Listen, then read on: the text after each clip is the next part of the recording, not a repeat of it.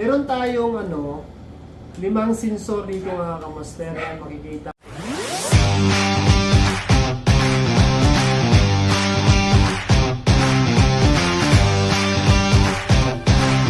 Okay mga kamaster, good evening sa lahat ng mga kamaster ko nandito sa Saudi. Good morning naman dyan sa Pilipinas. Tsaka yung sa iba, good night, natulog na ngayon. So, meron tayong 5 sensor dito mga kamaster. Yan. Itong mga sensor na ito mga kamaster, ito yung mga nakalagay doon sa mga unit na inverter. Itong dalawa na to, itong dalawang to, ito yung sensor sa indoor. Ito naman tatlo, ito yung sa outdoor.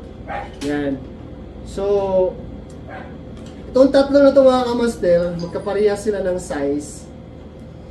Pero malalaman mo lang dito mga kamaster is kung alin dito yung coil pipe sensor evaporator, tsaka sa condenser, tsaka discharge line sensor.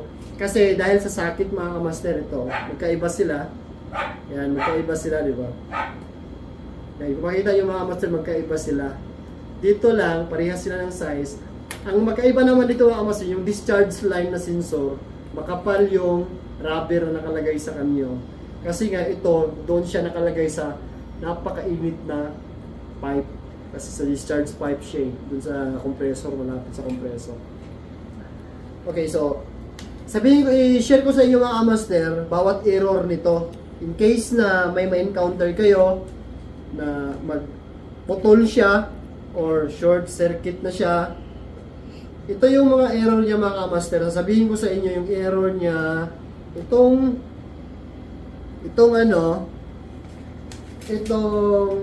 room temperature or air temp sensor. Pag ito ang nasira mga kamaster, baka maputol siya. Ang lalabas ito mga error mga kamaster is E4. Yun. E4 to mga kamaster pag ito ang sira or putol siya. Okay? So, ano to master air temp sensor or room temperature sensor yan. Ito yun siya.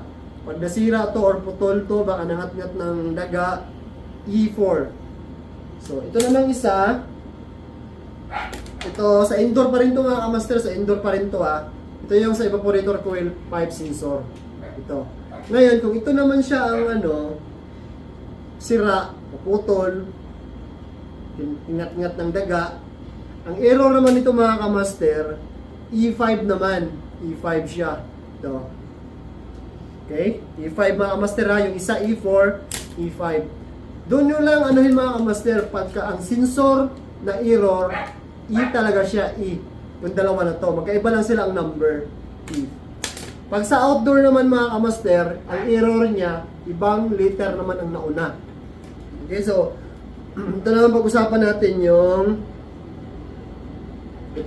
ambient sensor. Yan, ito mahaba siya, ambient sensor. Ito yung mga kamaster, may makita kayong plastic na transparent. Pagka-ambient talaga, meron talaga siyang ganito. Iwan ko lang sa ibang brand kung meron din siyang naka-cover na transparent na plastic ganito.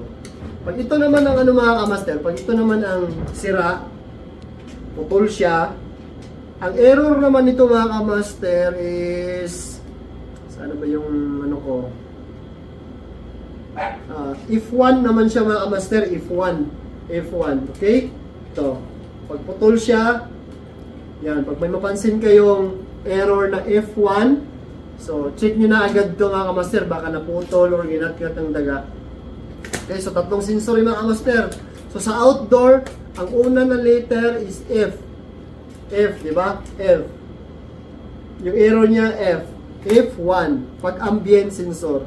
So ito naman sa sa condenser naman to, condenser coil pipe sensor naman, ang error nito mga kamaster, F2. Okay, so parehas sila ng di ba, letter pag mag-error pag sa outdoor ng sensor F. F2. Ito yung sa coil pipe sensor. Okay?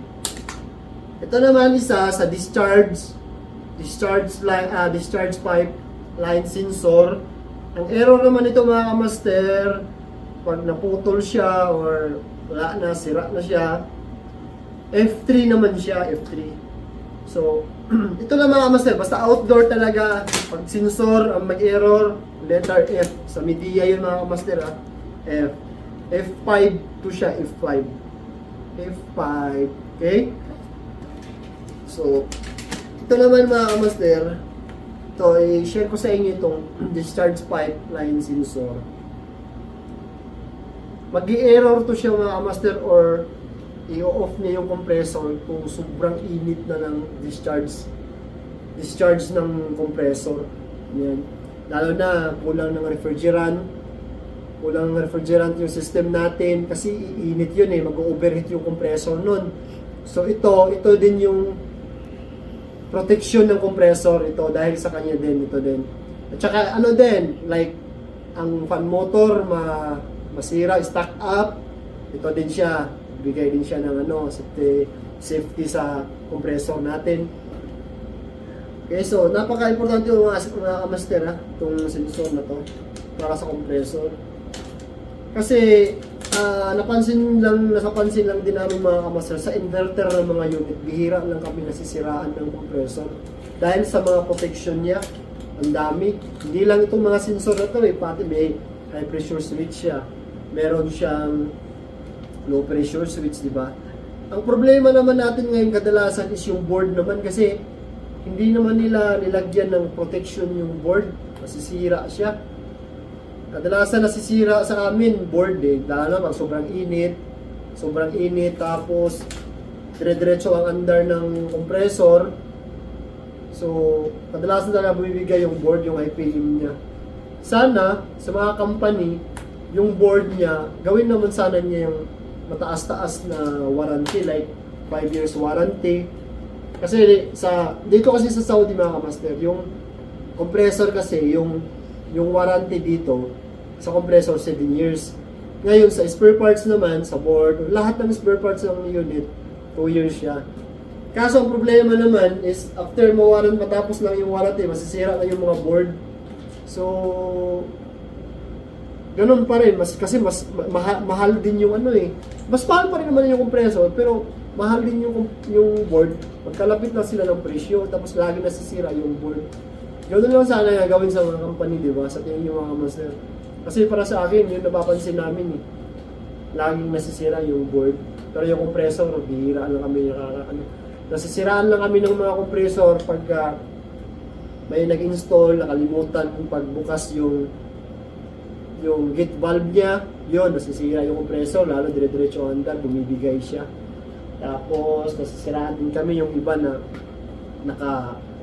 nakabaliktad yung outer unit, nakatumba kasi sa hangin, kasi hindi nakascrew yung mga paa.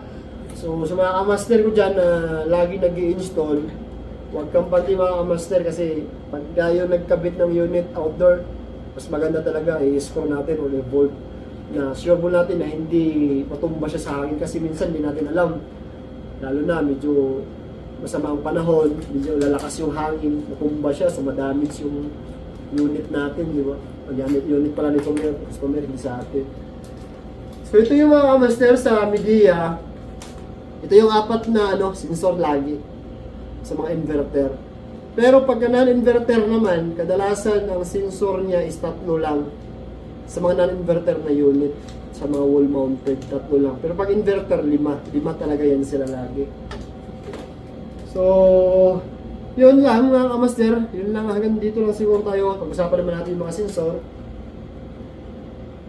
Yung isa pala, kalimutan ko palang i-share sa inyo. Itong isang evaporator coil pipe sensor pala mga kamaster. Yan. Ito din yung nagbibigay ng error na EC or ELOC. Ito rin siya nagbibigay ng error na ito mga kamaster pagka mababa na yung refrigerant na system natin. Ito din, nagbibigay din siya ng error. Itong itong evaporator coil pipe sensor. EC. Sa mga bagong unit kasi ngayon, mga bagong model, lumalabas na ELOC Sa mga lumang unit, EC. Itong coil pipe sensor na ito mga kamaster sa evaporator Yan. So, yun. Na-share ko na rin sa inyo mga error nito mga kamaster. So, sana nakatulong. I-save nyo na lang yung video na to para in case na may may ma-encounter kayo ng mga ganun na error, yun lang ang problema. I-check nyo lagi, baka putol lang o inat ka talaga. Okay, so hanggang dito na siguro mga master. Gabi na, may pasok ko bukas. So thank you for watching mga master. Ingat lagi. God bless.